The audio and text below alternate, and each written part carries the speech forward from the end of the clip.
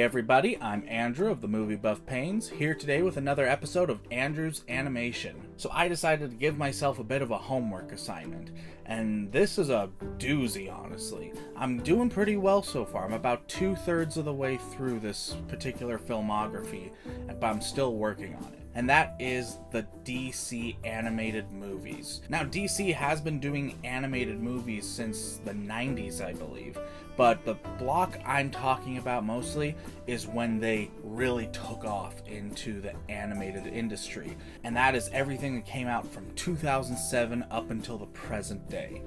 Now that is a lot to cover. That is 40 plus films that I have assigned myself to watch. And again, I'm doing pretty good on it so far, but there's just so many of these films that I realized I can't talk about them in one video. So this will be part one in a short series talking about the DC animated movies. I broke the library up into 3 distinct sections. The first section I call the beginning. This is everything that came out in the first several years before the movie Justice League: The Flashpoint Paradox. The Flashpoint Paradox kicks off the second portion, which is actually the DC animated movie universe, and that comprises all the films that are within continuity with each other, something that DC hadn't done up until that point. So I'll cover all of those films in part 2. Part 3 will comprise everything else that DC has done in this time frame, and that includes one-off stories, crossover events, alternate universes, alternate histories, and the like. There are quite a few of those as well that don't fit within the continuity of the animated universe, and they don't really have any connection to any other movies whatsoever. They're just kind of their own thing. And so I'll cover those in part 3. But for today, this is part 1, the beginning.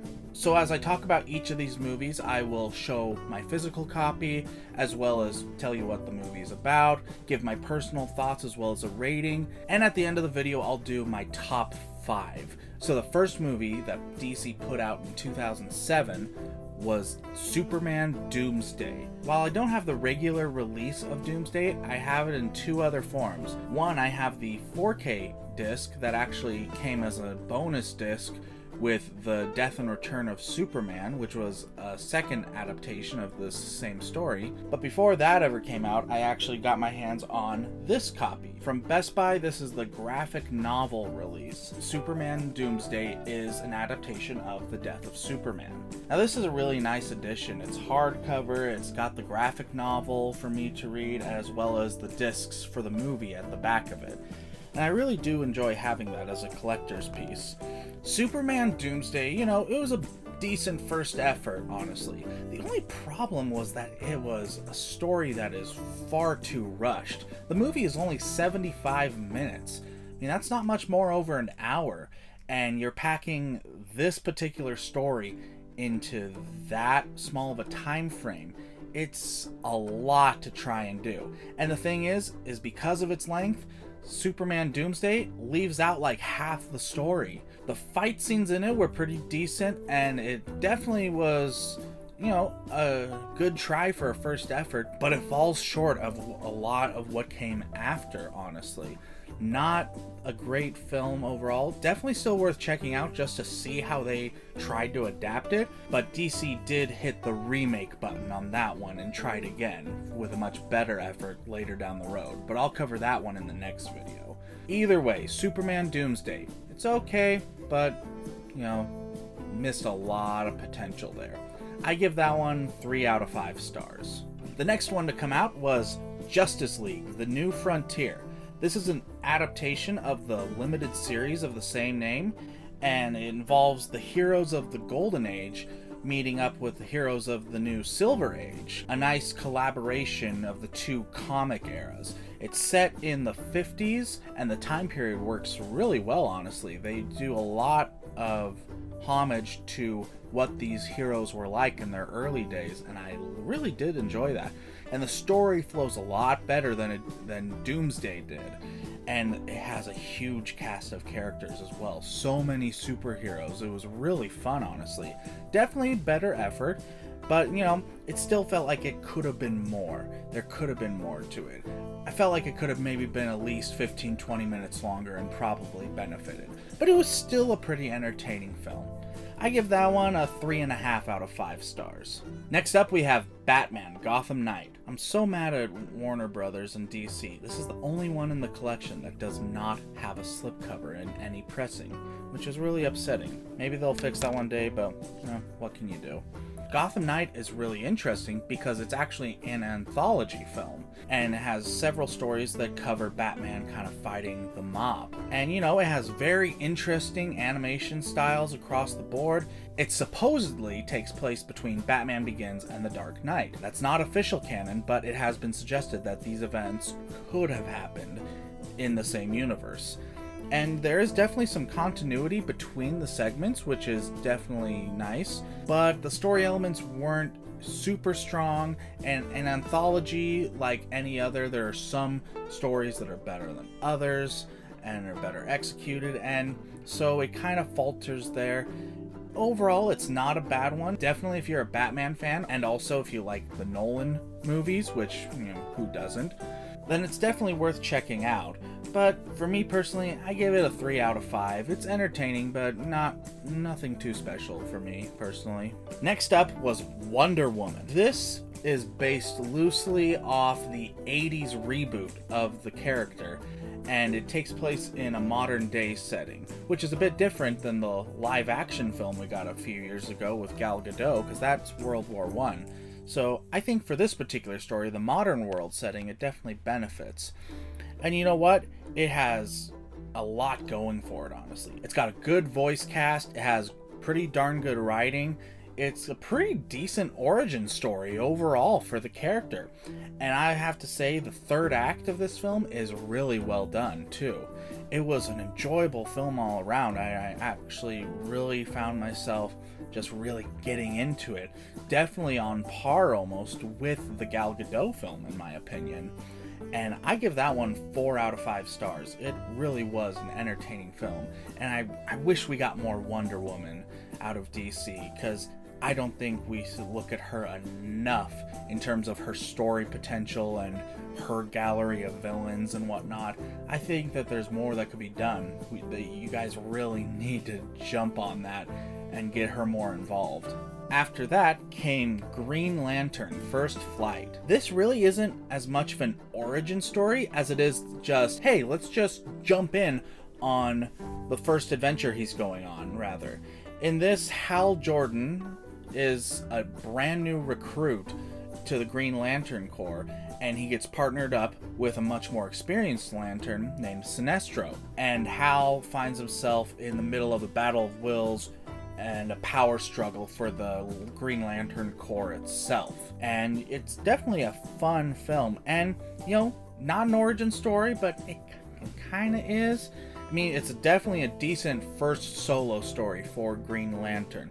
And I gotta say, great character in Sinestro. He's voiced by Victor Garber, who does a brilliant job with the character, and I really enjoyed it a lot.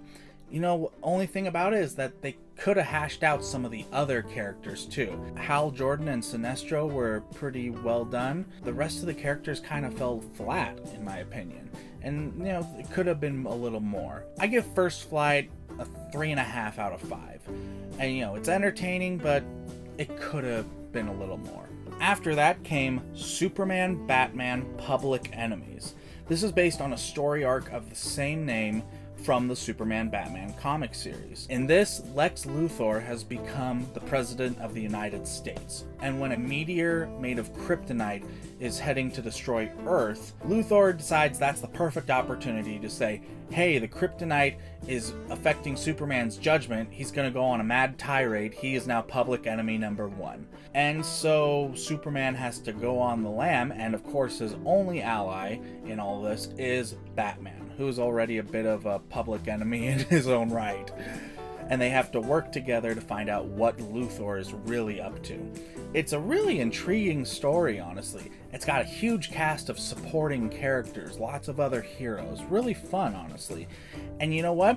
It's got a much less complex plot than some of the other movies, and that helps it, honestly, especially for how short the movie is. But with a more simple plot, that makes it feel a lot less cluttered, and the pacing felt a lot better for such a short runtime.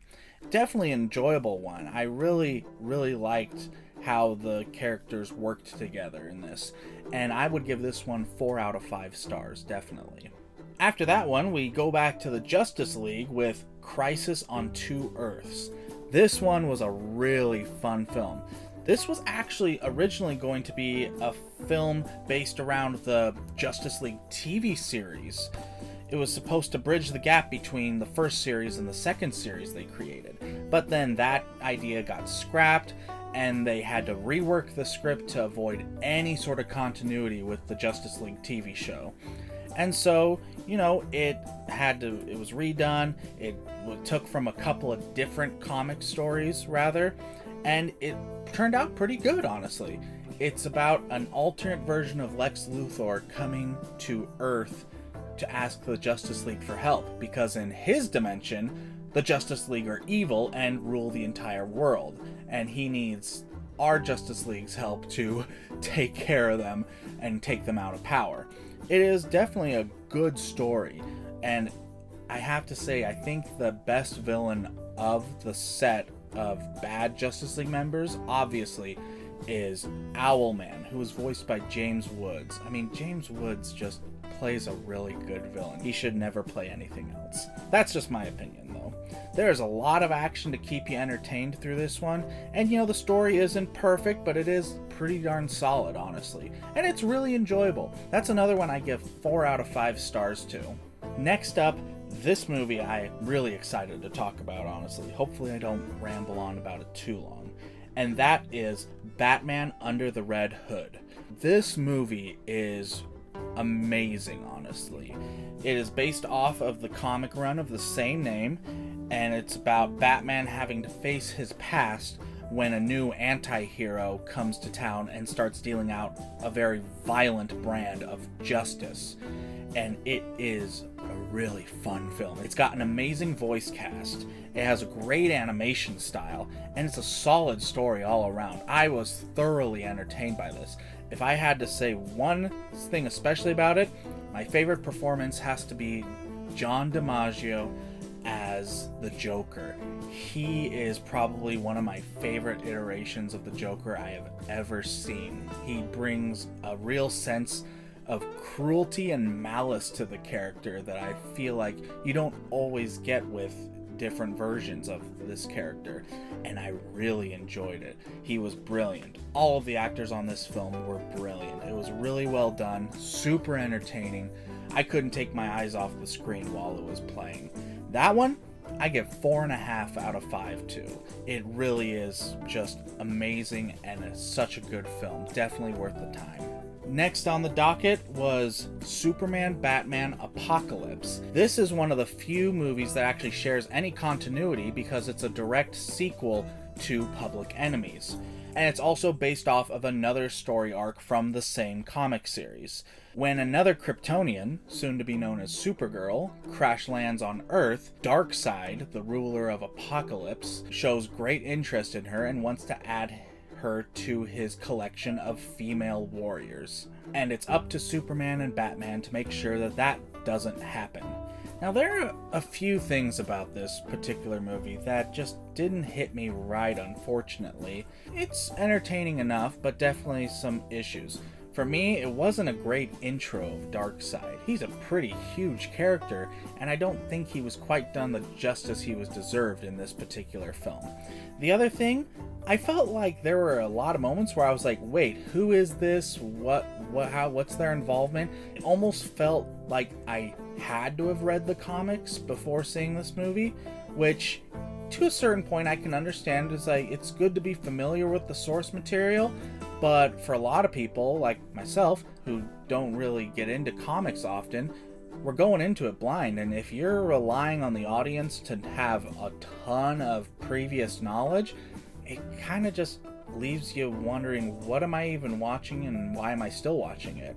But that's just me. You know, the story is okay, and it's got a really fun final battle. Overall, it just wasn't quite up to the par of what Public Enemy set for me. So Apocalypse for me, just, you know, it was okay, but it could have been a lot better, and they could have probably, you know, quote unquote dumbed it down a bit for us non-comic book readers. But for me, I give it a 3 out of 5. That's just me though. I'm sure there are some people that really enjoy it, but just didn't quite do it for me. Next up is All-Star Superman. This is based off of a limited comic series of the same name, and it involves Superman saving a group of scientists who are observing and exploring the sun, but in doing so, he gets a massive overdose of radiation, and now he is on borrowed time and has to figure out what he's going to do with the time he has left as Superman. It is a very interesting story, and it's got some really good character development too, and definitely one of the better entries for sure. I found myself thoroughly entertained. I love seeing the dynamic of Clark and Lois together, especially. That's always a treat to see on screen. And definitely a good entry. I really enjoy that one, and it gets 4 out of 5 stars from me. After that one came Green Lantern Emerald Knights.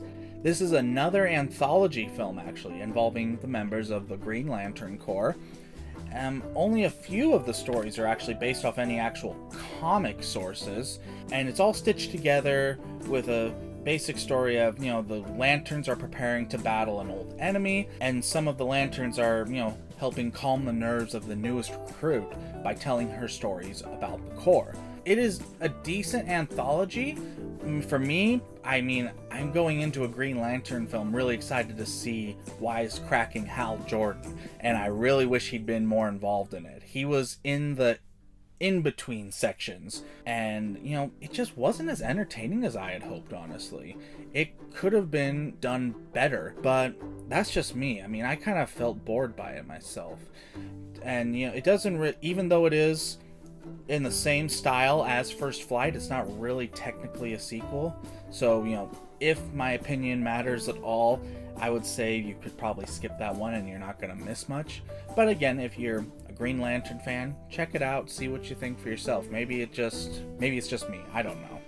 But that one, honestly, I mean, I just had a hard time keeping attention, honestly, and that one only gets a 2.5 out of 5 for me. But from there, we can only go up, and we definitely go up with this next entry, which is Batman Year One. This is based off of another comic arc of the same name.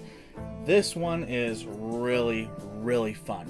This is about Bruce Wayne when he first comes back to Gotham and decides to begin his war on crime. And at the same time, James Gordon has just transferred to Gotham PD with a similar mission in mind, that he wants to help clean up the streets of Gotham. And it is the story about both of these men on different sides of the law trying to work at getting at Gotham's underworld. There is so much to like about this film. It's got a great animation style.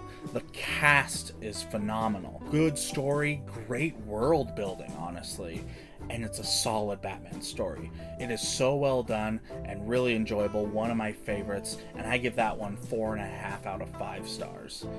Next up after that was Justice League Doom. This is loosely based off of a Justice League arc called the Tower of Babel, and it's about the Justice League coming under attack from the newly formed Legion of Doom. Only problem is that the Legion is using contingency plans that were set up by Batman. It has got a really cool cast of characters, and it's a good story. The third act was a little light comparatively, but overall it's still a really good film, and it's just a really enjoyable watch. I give that one 4 out of 5. After that one came Superman vs. the Elite. This is based off of a single issue of Superman titled What's So Funny About Truth, Justice, and the American Way. Superman is forced to consider his moral values when a team of superheroes show up that very much don't mind killing the villains off to save the world. and it's a very interesting look at Superman's character. All of the characters in this are very intriguing, but it is very interesting to watch Superman going through the moral dilemma. It's got a pretty decent story overall, maybe not perfect by any means, but definitely entertaining to watch. Again, seeing Superman wrestle with something like this is really cool. It's character building. I wish we got more character development like that in the movies. But overall, it's not bad. It's a pretty entertaining film, and I give that one 3.5 out of 5. The next movie to come out, and this, again, I hope I don't ramble too much. This one is Batman: The Dark Knight Returns. This is the deluxe edition. These originally came out as 2 separate movies, part 1 and part 2. And then after they had released both of those, DC was like, hey, we'll just sew them together and make one big movie. And it's quite the movie. I mean, it's 2.5 hours long, which I love. I honestly can't get enough out of it. It is based off of the miniseries of the same name and involves an older Bruce Wayne who hung up the cowl years ago. And he's been living in a Gotham that is just falling to gangs. Old villains are re-emerging.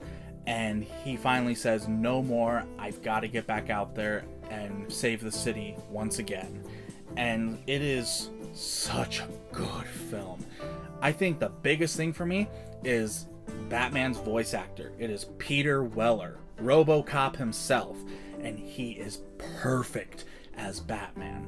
I could not get over just how perfect he was as that character. I would love more of it someday. It is a phenomenal story. It has a great second half especially, and it is just so entertaining from end to end. I seriously cannot say enough good about this film. It is just that good, honestly. Definitely up there for me with, say, Nolan's films, honestly. It is just amazing. I give that one 5 out of 5. It is so worth the watch. The last one to come out in this particular section of the films was Superman Unbound. This is based off of a comic arc called Brainiac. Superman fights a robot who he later finds out is from an alien known as Brainiac. And Brainiac is heading to Earth. Together with his cousin Supergirl, Superman has to stop Brainiac from destroying the planet and also taking Metropolis as a souvenir of all things. It is a really, really good story. It has great animation style, and honestly, the characters are pretty darn fleshed out in this particular movie, and I really liked that a lot. It is very entertaining, and I give that one 4 out of 5 stars. That brings us to the end of the first part here. I'll hopefully be filming the second part in the near future and have it up soon. But for now, I have to tell you my top 5 of the movies from the beginning. Number 5 was my hardest slot, honestly, because there were a lot of good films that could have filled that spot. But in the end, I gave that one to Justice League Crisis on Two Earths. That one was definitely up there for me. A great Justice League story, really entertaining all around. At number 4, I have All-Star Superman. Probably one of my favorite Superman stories to come out under the animated series, and it really is just solid all around. Number 3, Batman Year One. Great film, great story, great voice cast, just everything about it wonderful. Definitely worth the time. Number 2 would be Batman Under the Red Hood. Again, great voice cast on this one as well. Cool animation style, just a solid story all around. Really just amazing. And at number 1, if you couldn't guess it, would be Batman: The Dark Knight Returns. This movie is near perfect in my opinion. It is a wonderful story, amazing all around. It really is probably one of the most quintessential Batman films there has ever been, in my opinion. Really, really wonderful. Well, that's everything I have for you today. Thank you guys so much for watching. I sure hope you enjoyed the set I showed off today. I look forward to showing off the rest as I get those videos up. I hope you'll tune in for the rest of my series on DC's animated features. Don't forget to like and subscribe, hit the little bell for notifications, and I'll see you guys on the next one.